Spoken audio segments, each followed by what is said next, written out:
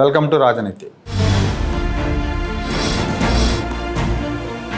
కూటమి ప్రభుత్వంలో కొంతమంది ఎమ్మెల్యేలు నియోజకవర్గాలను సొంత సామ్రాజ్యాల్లాగా భావిస్తూ రెచ్చిపోతున్నారు. నియోజకవర్గంలో ఎమ్మెల్యేకి తెలియకుండా ఏ పని జరగడానికి వీల్లేదని ఫత్వాలు జారీ చేస్తున్నారు. ఇక సహజ వనరుల దోపిడీ అయితే సర్వసాధారణంగా మారిపోయింది. ఎమ్మెల్యే అనుమతి లేనిదే అక్కడి నుంచి ఒక చిన్న రాయి కూడా కదలదు. ఇంకా విచిత్రం ఏంటంటే అధికారులు అవినీతికి పాల్పడుతుంటారు కదా. జనరల్గా రిజిస్టార్ ఆఫీసులు కానీ రెవెన్యూ ఆఫీసుల్లో అవినీతికి పాల్పడతారు కదా, అందులో కూడా వాటాలు అడుగుతున్నారు. ఇదేంటంటే ఎన్నికల్లో మేము డబ్బులు ఖర్చు పెట్టాం కదా, మాకు టికెట్ ఊరికే ఇవ్వలేదు కదా అని పార్టీ అధిష్టానాన్ని కూడా బదనాం చేస్తున్నారు. ముఖ్యంగా ఎక్కువ మంది కొత్త ఎమ్మెల్యేలు ఇలాంటి దందాలు చేస్తూ ఉన్నారు. వీళ్ళ వల్ల పార్టీకి ప్రభుత్వానికి తీవ్ర నష్టం వాటిల్లుతుంది. మనం గ్రౌండ్ లెవెల్లో జనం దగ్గరికి వెళ్ళి ఎలా ఉంది ప్రభుత్వ పనితీరు అని అడిగితే జనం చాలా బాగా చెప్తున్నారు. ప్రభుత్వ పనితీరు బాగుంది కానీ ఎమ్మెల్యే పనితీరు బాగలేదని చెప్తున్నారు.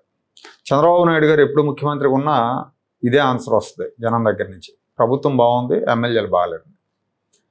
చాలాసార్లు ఓటమికి కూడా అదే కారణం అవుతుంది. ఈ వారంలో 2 ఘటనలు ఎమ్మెల్యేలకు సంబంధించిన ఘటనలు పతాక శీర్షికలకు ఎక్కినాయి. ఒకటి అనంతపురం ఎమ్మెల్యే దగ్గుబాటి వెంకటేశ్వర ప్రసాద్ ఉదంతం. ఎమ్మెల్యేగా ఉన్నప్పుడు బాధ్యతగా వ్యవహరించాలి. బయటకు వచ్చినప్పుడు కానీ 4 గోడల మధ్య కానీ నోరు సంభాళించుకోవాలి. ముఖ్యంగా ఇవాళ రేపు ఎలక్ట్రానిక్ డివైజెస్ వచ్చాక ఎక్కడ ఎవరు రికార్డు చేస్తున్నారో తెలియదు. మనం మాట్లాడే కాల్ కూడా రికార్డు చేస్తారు. కాబట్టి జాగ్రత్తగా ఉండాలి. ఈ జూనియర్ ఎన్టీఆర్ అనే సినిమా హీరో, ఈ హీరోతో తెలుగుదేశం పార్టీకి ఎప్పుడు కత్తి మీద సామే. ఆయన 2009 ఎన్నికల్లో మినహా తెలుగుదేశం పార్టీకి బహిరంగంగా ఎక్కడ ప్రచారం చేయలేదు. ఎప్పుడు కూడా 9 ఎన్నికల్లో మాత్రమే ప్రచారం చేశారు. తెలుగుదేశం పార్టీ కష్టాల్లో ఉన్నప్పుడు పార్టీ అగ్రనేత ఆయన భార్య వీళ్ళిద్దరి మీద కూడా వ్యక్తిగత దాడి జరిగినప్పుడు పెద్దగా స్పందించలేదు ఆయన. అలాగే హరికృష్ణ చనిపోయినప్పుడు ఆయన భౌతికాయాన్ని పార్టీ ఆఫీస్ దగ్గర పెట్టి అభిమానుల సందర్శనార్థం కొంతసేపు ఉంచుదామని చంద్రబాబు నాయుడు గారు ప్రతిపాదిస్తే జూనియర్ ఒప్పుకోలేదని అప్పట్లో వార్తలు వచ్చినాయి. అయినా కూడా పార్టీ కానీ చంద్రబాబు నాయుడు గారు కానీ జూనియర్ని ఎక్కడా కూడా పల్లెత్తి మాట అనలేదు. ఎప్పుడు వాళ్ళు విమర్శించరు. పైగా లోకేష్ గారు అయితే జూనియర్ ఎన్టీఆర్ పుట్టినరోజుకు శుభాకాంక్షలు చెప్తుంటారు. ఆయన సినిమాలు రిలీజ్ అయ్యి సక్సెస్ అయినప్పుడు అభినందనలు కూడా చెప్తుంటారు. ఇలాంటి సున్నితమైన పరిస్థితి ఉంది. ఈ సున్నితమైన పరిస్థితి ఉన్నప్పుడు పార్టీ నాయకులు ఎవరో కూడా వివాదాస్పద వ్యాఖ్యలు చేయకూడదు. కానీ దగ్గుబాటి వెంకటేశ్వర ప్రసాద్ మాత్రం మరి ఆయన అర్ధరాత్రి ఏ ప్రభావంలో ఉన్నారో కానీ ఇష్టం వచ్చినట్టు నోరు బారేసుకున్నారు. తర్వాత ఖండించాడు. నేను కాదు మాట్లాడింది, అదేదో క్రియేట్ చేశారు, ఫేక్ ఆడియో అది అన్నట్టు చెప్పారు. కానీ అదొక వివాదం అయింది. జూనియర్ ఎన్టీఆర్ అభిమానులంతా కూడా ఆయన వ్యాఖ్యల మీద మండిపడుతున్నారు. అంతవరకు అయితే ఓకే. కానీ దీన్ని తీసుకొచ్చి లోకేష్ గారికి చుట్టారు. సాక్షి, వైఎస్ఆర్ కాంగ్రెస్ పార్టీ నాయకులు వీళ్ళంతా కూడా లోకేషే తిట్టించాడు అన్నట్టుగా ప్రచారం మొదలుపెట్టారు. ఇది ఒక అనవసర వివాదం అనమాట. అసలేది వాళ్ళు ఎవరో బెనిఫిట్ షో వేసుకోవడానికి పర్మిషన్ అడిగితే ఈయనకి ఇష్టం లేకపోతే ఇష్టం లేదని చెప్తే అయిపోయేది. దాని మీద అనవసరంగా వాదన పెంచుకొని మాట్లాడటం, అది బయటకు రావడం జరిగింది. అవతల మాట్లాడిన వ్యక్తి ఏమో ఆయనే మాట్లాడాడు అని చెప్తున్నాడు. ఈ ఎమ్మెల్యే మీద ఇంతకు ముందు కూడా చాలా ఆరోపణలు ఉన్నాయి. కొత్తగా ఎమ్మెల్యే ఇతను, ఫస్ట్ టైం ఎమ్మెల్యే. ఇతని మీద అవినీతి, భూ కబ్జాలకు సంబంధించిన ఆరోపణలు ఉన్నాయి. మంచి పేరు అయితే లేదు లోకల్గా. కొత్తగా ఎమ్మెల్యేలు అయిన వాళ్ళ విషయంలోనే ఇలాంటి విమర్శలు ఎక్కువగా వస్తుంది. డబ్బు సంతులు చూసి టికెట్లు ఇవ్వటం మూలాన వస్తున్న సమస్యలు ఇవి. డబ్బులు లేదేమో ఎన్నికలు చేయలేరు. ఆయన ఒక్కడనే కాదు, ప్రకాశం జిల్లాలో ఒక ఆయన ఉన్నాడు. ఆయన మందు కొడితే ఆయన కూడా నోటికి ఏదొస్తే అది మాట్లాడతాడు, ఎవరినైనా అలవగ్గా బూతులు తిట్టేస్తాడని చెప్తున్నారు. ఇంకో కొత్త ఆయన ఉన్నాడు, ఆయన జోరుగా వసూలు చేస్తున్నారన్న ఆరోపణలు ఆయన మీద ఉన్నాయి. చిత్తూరులో కొత్తగా ఎన్నికైన కొంతమంది ఎమ్మెల్యేలు కూడా దందాలు చేస్తున్నారు. నేను గతంలో ఒక వీడియో చేసా ఒక ఎమ్మెల్యే మీద, ఒక రిజర్వ్డ్ కాన్స్టిట్యున్సీ ఎమ్మెల్యే మీద. అతను డైరెక్ట్ గా నేను డబ్బులు పెట్టాను, డబ్బులు పెట్టి టికెట్ తెచ్చుకున్నాను, నా డబ్బులు ఎట్లా రావాలి ఆయన అంటే అధిష్టానం దృష్టిలోకి కూడా వెళ్ళింది. ఇతను వసూళ్లు వ్యవహారాలు ఇబ్బంది పెట్టాలి అందరినీ. అధిష్టానానికి వాళ్ళు ఏదో చెప్తారు, మా డబ్బులు మాకు రావాలి కదా అని కూడా మాట్లాడాడు. ఇక కడపలో మాధవరెడ్డి గారు, ఆవిడ ఫైర్ బ్రాండ్, తెలుగుదేశం పార్టీ కార్యకర్తలందరికీ కూడా అభిమాన నాయకురాలు. ఆవిడ పార్టీ విషయంలో కమిట్మెంట్ ఉంది, అన్నిట్లో ఒప్పుకోవాలి. కాకపోతే ఆ ఫైర్ బ్రాండ్ ఒక్కసారి సమస్యలు తీసుకొస్తూ ఉంటారు. ఆ నేచర్. కుర్చీ కోసం ప్రతిసారి గొడవ పడుతూ ఉంటారు. గొడవ పడిన ప్రతిసారి మీడియాలో, పేపర్లలో వార్తలు వస్తున్నాయి. మన స్వాతంత్ర దినోత్సవ వేడుకల్లో కూడా అలాగే కుర్చీ కోసం హడావుడి చేశారు ఈవిడ భర్త శ్రీనివాసరెడ్డి ఇద్దరు కూడా. ఇవన్నీ ఏంటంటే పార్టీని ఆత్మరక్షణలోకి నెడతాయి. ఏంటిది ఇలా చేస్తున్నారు, వీటన్నిటికి మళ్ళీ అధిష్టానం సంభాళించుకోవాలి, సమాధానం చెప్పాలి. ఇక జేసీ ప్రభాకర్ రెడ్డి గారికి ఆవేశం వచ్చిందంటే పత్రికల్లో పతాక శీర్షికలే. ఆయన ఏం మాట్లాడతారో ఆయనకి తెలియనట్టుగా మాట్లాడతారు. నెల్లూరు అరణ్య వ్యవహారంలో కూడా ఇదే నడుస్తోంది. పాసం సునీల్ కుమార్ పెరోల్ లెటర్ ఇచ్చాడంట శ్రీకాంత్ అని అతనికి.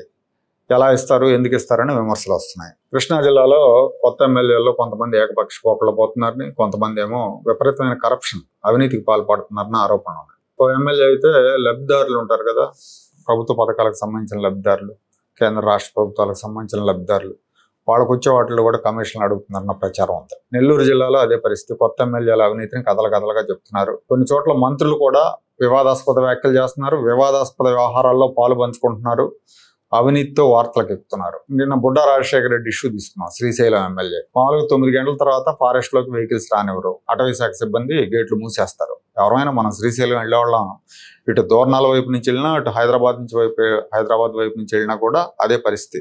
9 లోపు అయితే అలౌ చేస్తారు, లేదంటే అక్కడ ఆపేస్తారు చెక్ పోస్ట్ దగ్గర. ఈయన 10 గంటలకు వెళ్ళి గేట్ తీయమన్నాడు, తీయటం కుదరదు అన్నారు వాళ్ళు. నేను ఎమ్మెల్యేని, నాకే గేట్ తీయరా అని. అది ఎందుకంటే అది టైగర్ రిజర్వ్, అది అందుకోసం నిబంధన పెట్టారు. ఈయన గేట్ తీయనందుకు రెచ్చిపోయాడు. వాళ్ళ మీద దాడి చేశారు. వాళ్ళని కారులో వేసుకొని వెళ్ళి కొట్టుకుంటూ తీసుకెళ్లారు. అదొక పెద్ద ఇష్యూ అయింది. ఇప్పుడు 9 తర్వాత గేట్లు వేస్తారని తెలియదు అతనికి. 10 గంటలకు వచ్చి రెచ్చిపోవటం అంటే పోనీ అతను ఏమైనా చిన్నోడా, కుర్రోడా, సీనియరే, వయసు ఉంది, అర్థం చేసుకోవాలి కదా. అంటే ఎమ్మెల్యేలు అంటే ఏంటి, మేము రాజులు మా ఇష్టం వచ్చినట్టు చేస్తాం అనుకుంటున్నారా? 5 ఏళ్ల తర్వాత మళ్ళీ నేల గడిపిస్తారు జనాలు. ఆ విషయం తెలుసుకోకపోతే ఒకసారి ఎమ్మెల్యేలుగా మిగిలిపోతారు. రాయలసీమలో అయితే చాలా మంది ఎమ్మెల్యేలు నియోజకవర్గాలను సొంత సామ్రాజ్యాల్లాగా ఫీల్ అవుతూ ఉంటారు. ఈ కాంగ్రెస్ పార్టీలోనూ, వైఎస్ఆర్ కాంగ్రెస్ పార్టీలోనూ అయితే చెల్లుతుంది, కానీ టీడీపీలో చెల్లదు. టీడీపీ సిలబస్ ఇది కాదు. టీడీపీకి మిగతా వాళ్ళకి తేడా అదే. ఇలాంటివి జరిగినప్పుడు చంద్రబాబు ఆగ్రహమనో, చంద్రబాబు పిలిపించి మందలించాడనో వార్తలు మనం చూస్తాం. కానీ దాంతో వీళ్ళు మారట్లా. దీని మూలంగా చివరికి పార్టీ మునిగిద్ది.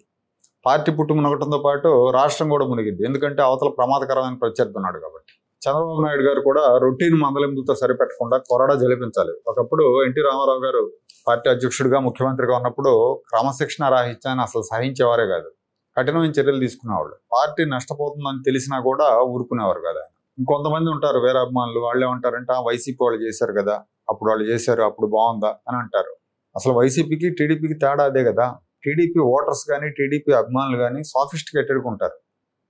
వాళ్ళు ఒక మంచి సమాజాన్ని కోరుకునే టైపు. వెరాజ్ వైసీపీ సపోర్టర్స్ అంతా మాస్. వాళ్ళ నాయకుడు ఏం చేసినా వాళ్ళు సమర్థిస్తారు. వాళ్ళ ఎమ్మెల్యే కావచ్చు, వాళ్ళ జగన్మోహన్ రెడ్డి కావచ్చు, వాళ్ళ బూతులు మాట్లాడినా సమర్థిస్తారనమాట. అది మైండ్ సెట్ తేడా ఇద్దరికి. వాళ్ళు బూతులు మాట్లాడినా కూడా వీళ్ళు సమర్థిస్తారు, కానీ టీడీపీ ఓటర్లు అట్లా చేయరు.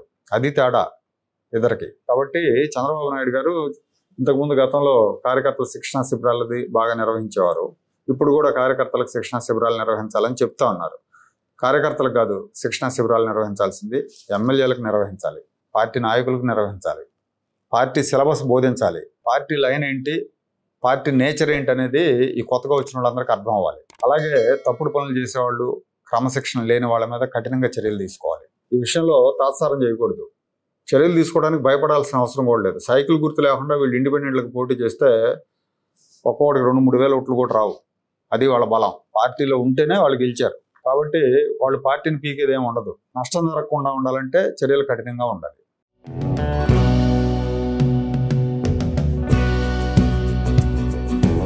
Like, share and subscribe to Rajaniti channel.